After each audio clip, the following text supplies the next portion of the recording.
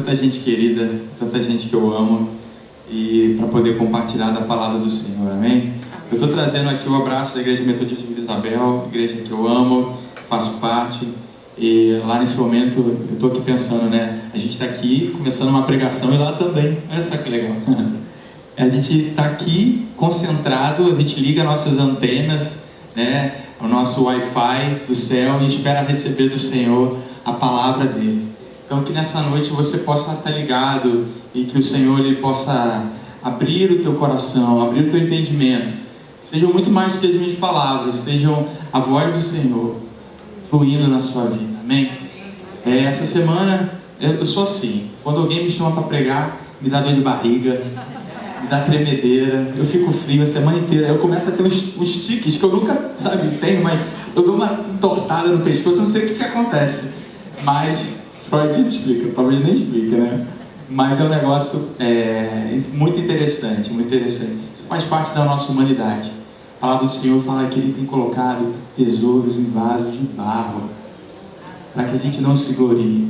Às vezes a gente fica pensando que Deus ele quer usar homens muito eloquentes, pessoas que são mestres em retórica, mas o convencimento ele vem através do Espírito Santo de Deus. Então, por mais que a gente pense que o estudar, tudo isso é importante. Eu não estou levantando algo aqui dizendo que a gente precisa ser simples mestres espirituais que comandam fogo, o vento, o raio, não. Eu estou dizendo aqui para vocês que vocês precisam se abastecer do Senhor dia a dia, se alimentando da palavra dele, porque no tempo certo ele vai fazer com que as suas palavras sejam palavras de vida na vida de outras pessoas, amém?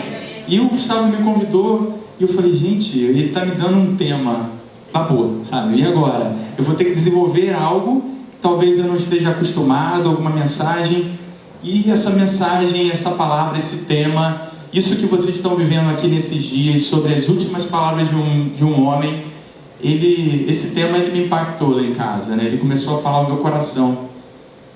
Às vezes a gente, frente à televisão, frente a tudo que a gente vê no dia a dia, a gente espera tão ansiosamente o final da história, né?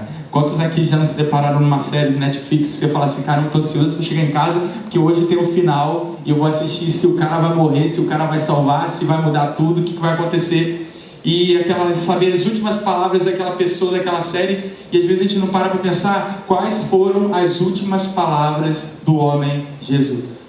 E nessa noite eu fico muito feliz por a igreja estar interessada em saber que Jesus, homem, 100% homem, 100% Deus, mas o homem abandonado ali na cruz, o homem sofredor, o homem de dores, ele gerou um convencimento tão grande na vida de vocês, que vocês vieram nessa noite, nesse lugar, para ouvir a palavra dele. O texto é no livro de Mateus, capítulo 27. Vocês vão abrir aí. Mateus, capítulo 27, 46. A gente está vivenciando aqui nesse momento a experiência da quarta frase de Jesus, nesse momento de dor, de sofrimento. À medida que vocês forem achando, vocês podem se levantar. Eu tenho valorizado muito a reverência, mas a reverência também simbólica, que fala também, o simbolismo da gente se levantar, de a gente se ajoelhar, isso ele tem um valor muito grande. Então eu queria convidar você já vai ficar sentado há bastante tempo, e olha que maravilha, é apenas um versículo, olha que coisa fantástica. Mateus 27, versículo 46.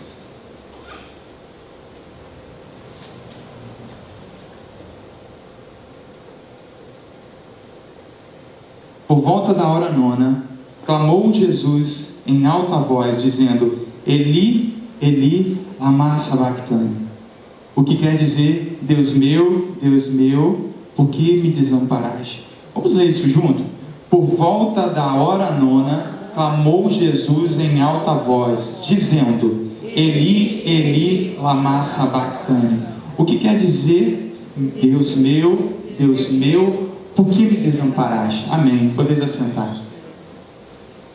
Já fizemos tantas orações aqui, creio que o Senhor está aqui nos abençoando. Nessa palavra, nesse versículo, eu fiquei pensando assim, nossa, o que isso pode traduzir, essa frase, essa quarta frase das últimas palavras de um homem, o que isso pode traduzir no nosso coração, sobre os nossos anseios?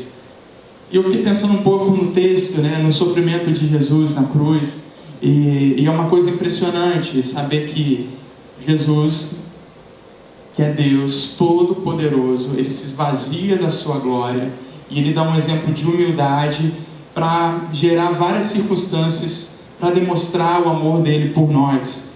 E quando li esse grito de desespero de Deus na cruz, quando eu vi esse grito terrível de dor de um homem na cruz, desse sofrimento todo, eu fiquei me perguntando, o que Deus ele está falando com isso? Né? Ver ali Jesus abandonado no madeiro, solitário, triste, vivendo os seus últimos momentos de vida, de experiência de vida nessa terra, ele nos fala na realidade muitas coisas.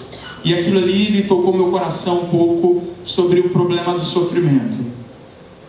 E aí em casa, raciocinando, pensando sobre isso, meditando em oração, Deus ele foi me lembrando de algumas coisas e eu comecei a lembrar de algumas pessoas específicas da história, tanto da parte real quanto da parte criativa do homem.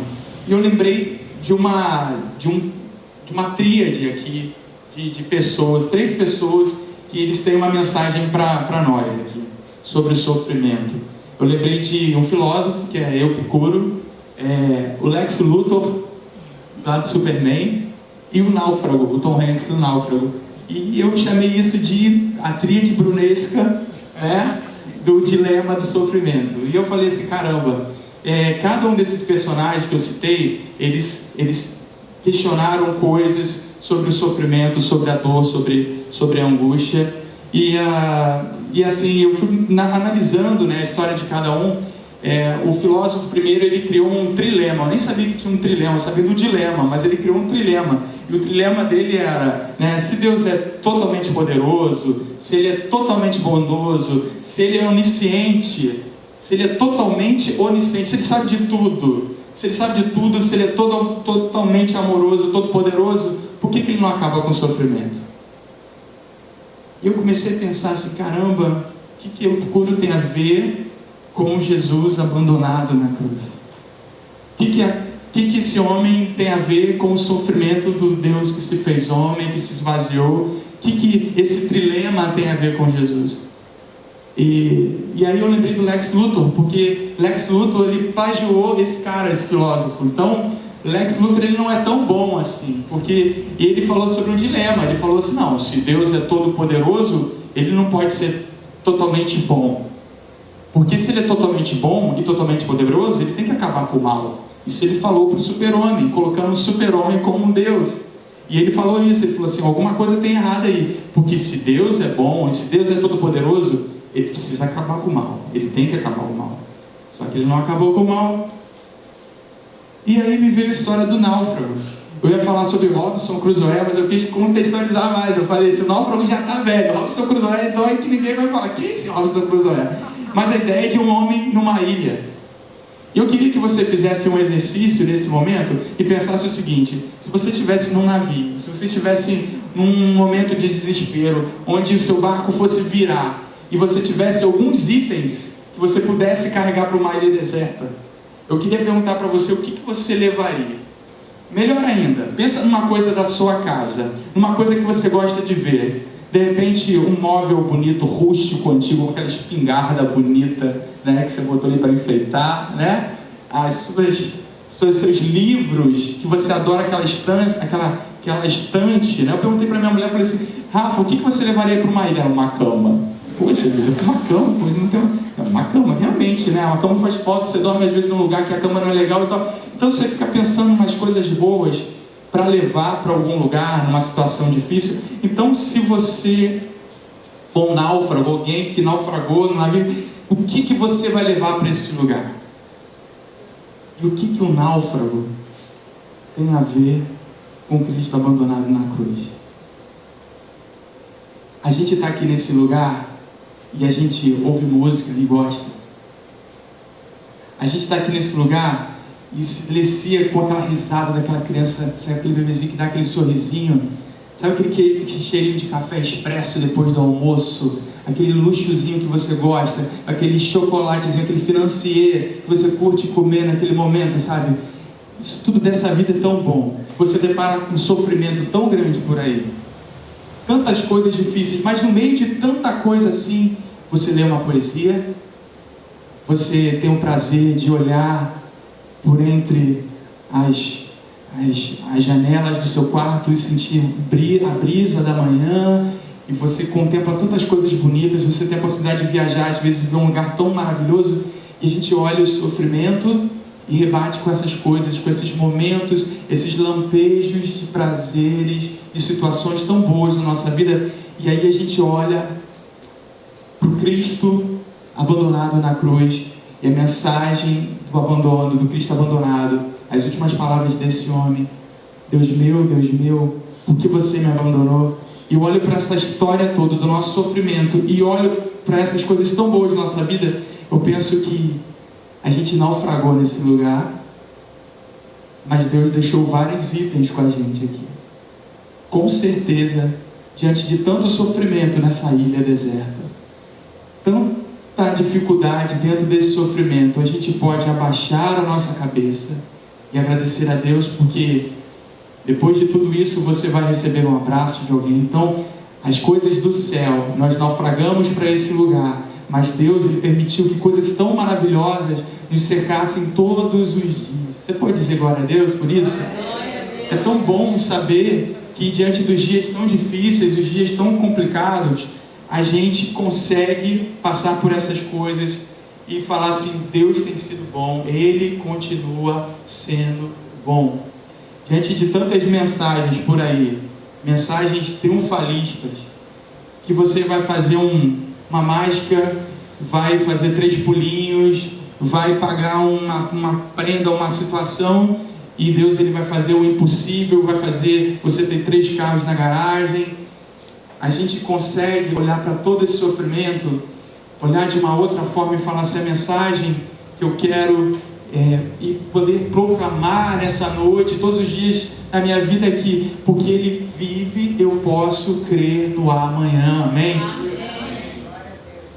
As pessoas podem se vangloriar de tantas coisas, mas hoje eu convido você a estufar o seu peito e olhar e falar assim: no mundo eu vou ter aflições, mas eu posso ter bom ânimo.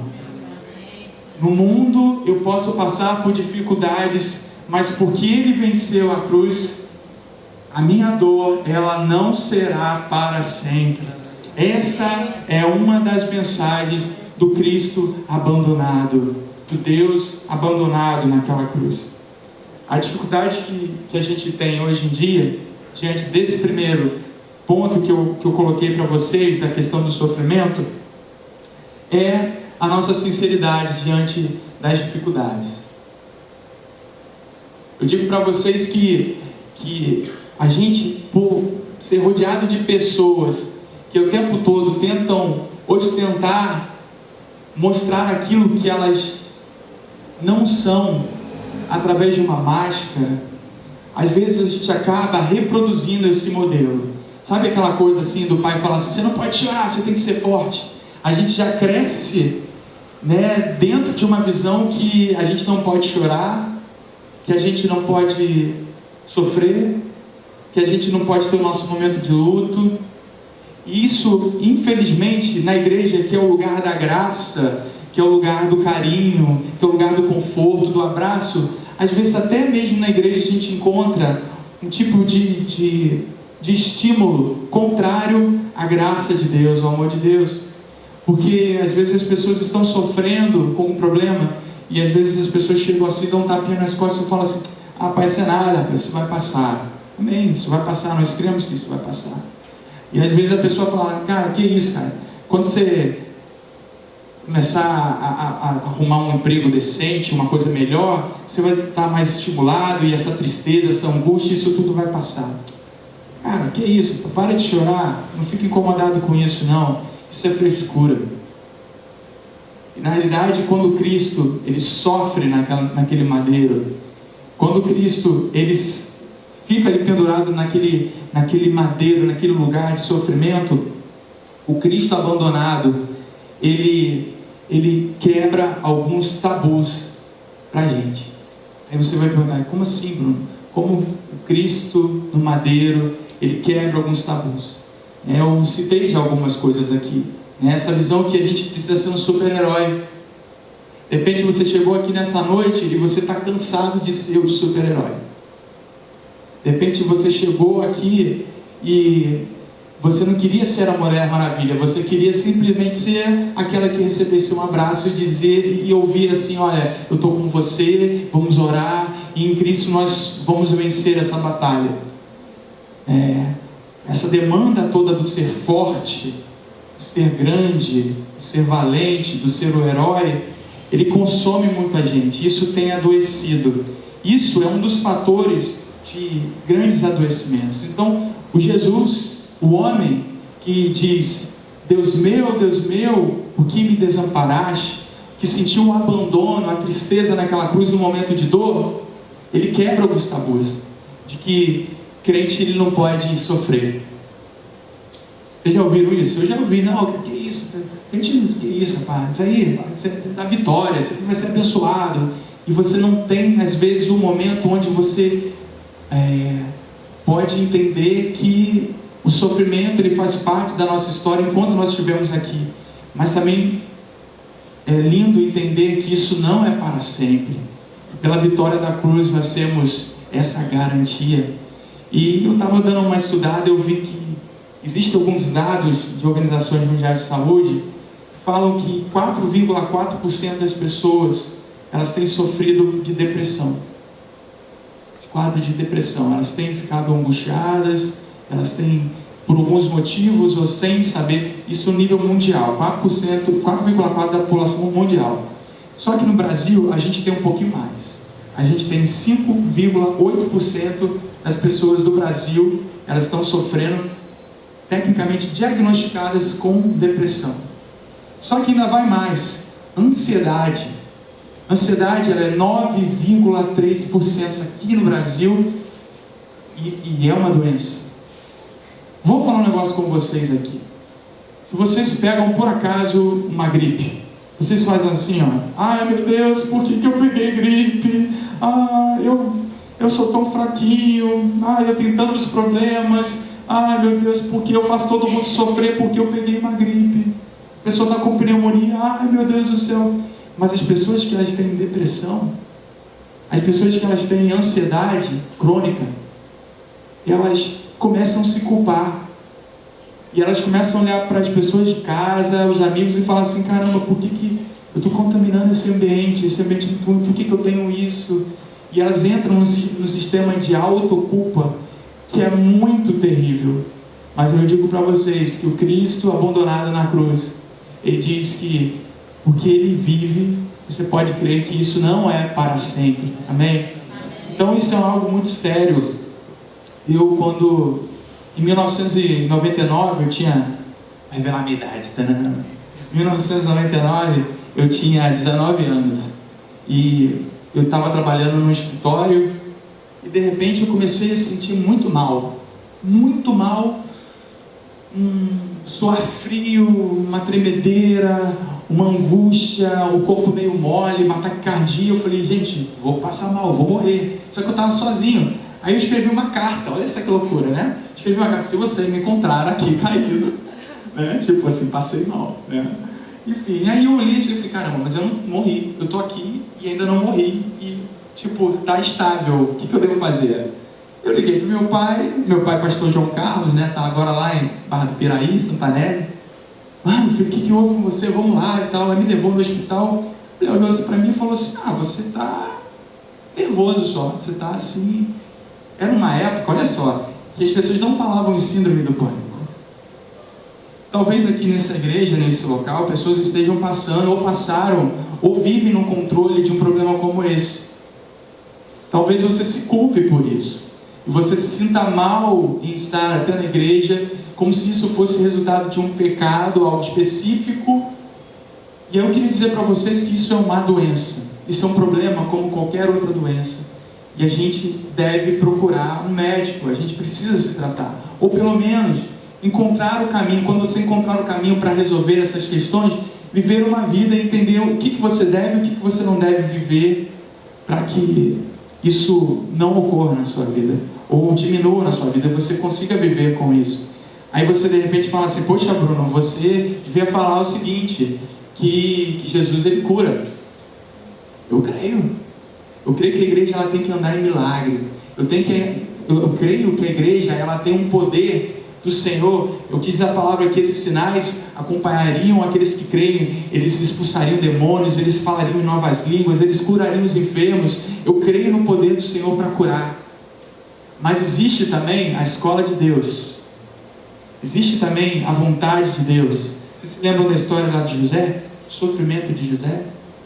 Ele passou por tanta coisa terrível, ele foi vendido como escravo, ele foi parar na cadeia, tantas coisas ocorreram de ruim, mas lá no final, eles falaram assim: nossa, não fiquem tristes, porque Deus usou isso, Deus permitiu que isso acontecesse por um plano muito maior.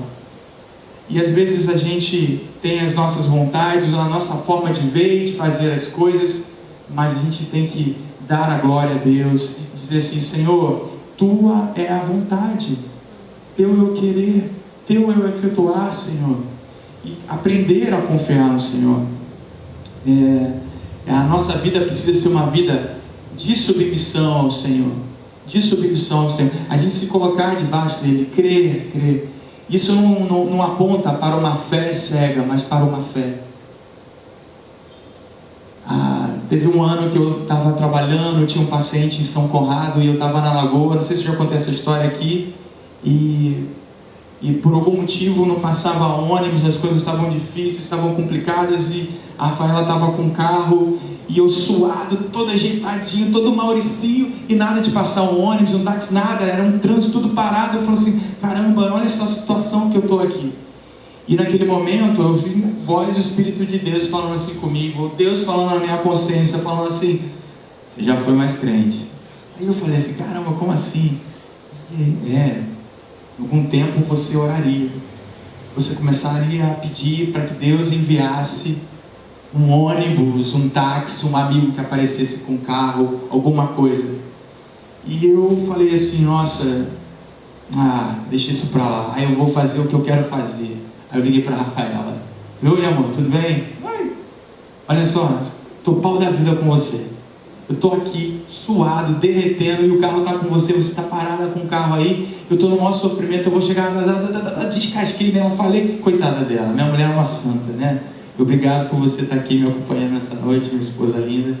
E eu falei assim: nossa, briguei com ela e tal. E aí eu falei assim: beleza. Aí estava vindo um frescão, aí eu falei: vou fazer um sinal para esse cara aí, vai que ele para aí, ele desenrola alguma coisa com ele. E aí, antes de fazer o sinal, esse cara veio e parou o carro ali, aí olhou para mim e fez assim. Caramba, aí eu subi, ele falou assim: o senhor vai passar ali perto da passarela da Rocinha? Ele falou assim: vou, senta aí, fechou. Quando eu olhei para trás, estava tudo vazio, o ônibus estava vazio, aquele ar-condicionado gostosão, eu com o chofer e o cara me levando até o meu destino. Aí ele olhou para mim assim: tudo bem? A paz do Senhor? O Senhor manda te dizer. Aí começou, falou, me deixou na passarela de São Conrado. Um bom dia para o Senhor. E caramba, que coisa, sabe assim, inesperada, louca. E aí eu fico pensando que Deus, ele tem os caminhos dele. Os caminhos nossos não são como os caminhos do Senhor. Os caminhos nossos não são como os caminhos do Senhor. Eu não sei qual é a tua dor nessa noite, qual é o teu sofrimento, a tua angústia, a tua história de sofrimento, de angústia, de desamparo, de solidão, de tristeza, aquilo que só você sentiu. Ninguém mais sentiu aquilo, só você. Jesus na cruz, ele te acompanhou nessa história. O Cristo abandonado, o Cristo sofredor, aquele que foi abandonado no madeiro, ele conhece o teu sofrimento. Ele sabe o que é perder um filho. Nessa história toda, eu conheci uma menina, a gente conhece eu e a Rafa, né, temos uma amiga que está passando por um problema de depressão já há algum tempo. E há um tempo atrás a gente resolveu ligar, mandar mensagens, procurar essa menina, mas sem resposta. Eu queria dizer para você que, como igreja, nós precisamos ser proativos. A gente tem que parar de simplesmente achar que o outro vai fazer. E começar a pensar o que hoje eu posso fazer. O que o Gustavo, o que a Dalila, qualquer pessoa nessa igreja, ela foi criada, ela foi lapidada para desempenhar no reino de Deus. E às vezes a gente pensa no altar, a gente pensa na administração, a gente pensa em tantas coisas, mas o reino de Deus, a verdade está lá fora. Igual aquele seriado, agora esqueci o nome. Mas a verdade está lá fora. É isso aí. A verdade está lá fora. A gente tem que viver isso lá fora. Às vezes a gente está aqui, isso aqui realmente é uma grande propaganda do que Deus ele tem feito na nossa vida. A gente se alimenta, tem comunhão, mas lá fora é o nosso serviço, é o lugar que Deus tem nos colocado. É no nosso trabalho, é no hospital, é ali em casa, é na nossa vizinhança, é no nosso prédio, é na nossa família. O Cristo crucificado, Deus abandonado naquela cruz, o homem abandonado ali, Ele conhece a dor de cada pessoa e Ele quer usar a sua vida. Ele quer usar a sua vida. E a gente começou a falar com aquela menina, a menina tentou se suicidar. Ela tentou se suicidar uma vez. Aí entramos em oração, fomos lá visitá-la. Depois ela tentou um novo suicídio. E várias pessoas tentando abraçar ela de várias formas. E a gente em oração, não desistindo dela, conversando, nós como igreja, se manifestando, indo até a casa dessa pessoa, tomando um café, às vezes só chegar lá e dar um presentinho, nem falar nada, ela não quer ouvir. Às vezes chegar lá, trouxe um mimo para você, comprei essa fruta para você, passei ali e vi essa flor tão bonita, trouxe para você. Às vezes é isso que falta em nós, coisas simples. E para a glória do nosso Deus, nessa semana ela mandou um WhatsApp para a Rafaela dizendo: obrigado por não desistir de mim. Então, isso mostra o quanto é importante a gente entender que há sofrimento, que há dor, mas porque Jesus morreu e ressuscitou, isso não é eterno, isso terá fim.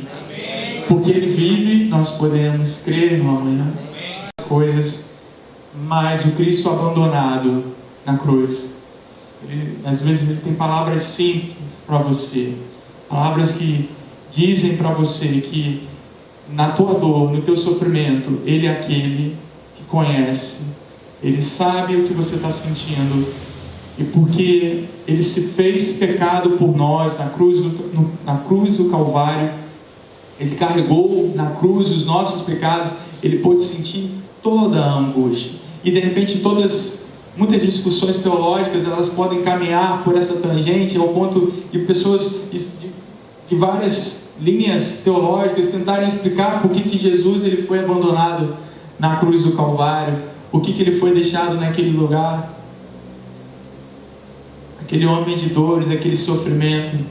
E o que eu quero dizer para você é que ele foi deixado naquele lugar, ele foi abandonado naquela cruz para que eu e você pudesse nessa noite desfrutar da presença dele, do carinho dele, do cuidado, poder ouvir a voz dele falar para você, soar no seu ouvido: eis que estou convosco sempre, eis que estou convosco. Aquele homem foi abandonado na cruz do Calvário para que você hoje, nessa noite, nesse lugar, possa sentir a presença dele aí do seu lado.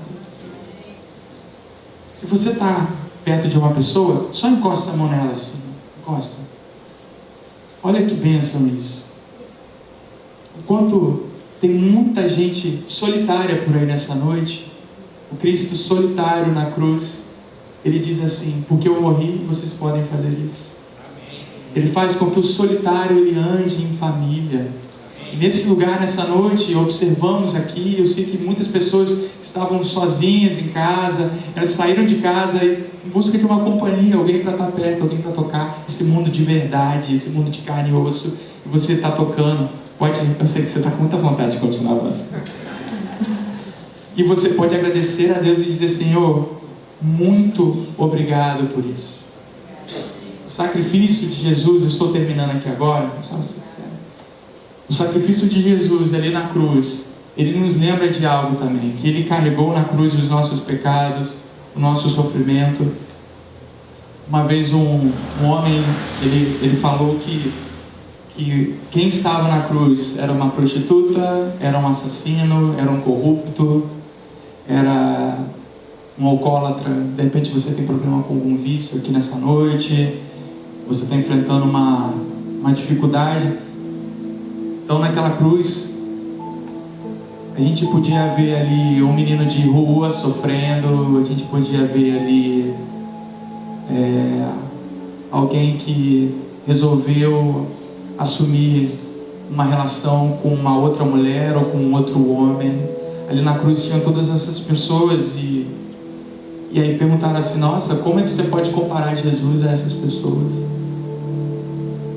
Como é que você pode comparar Jesus a essas pessoas? Aquele que não conhecia o pecado, Deus fez pecado por nós, para que nele fôssemos feitos justiça de Deus. Ele não conheceu o pecado, mas assumiu o pecado, toda dor, toda angústia. E Ele espera algo de nós nessa noite muito além do trivial, muito além do beabá, do feijão com arroz, de uma relação. De repente você tem os seus pocket friends, os seus amigos de bolso. É aquele que você usa para sair quando você quer, é aquele que você usa para jogar aquele joguinho que só você joga, para conversar o tipo de papo que só você conversa. Mas Jesus espera que você seja muito mais do que isso na sua relação com Ele.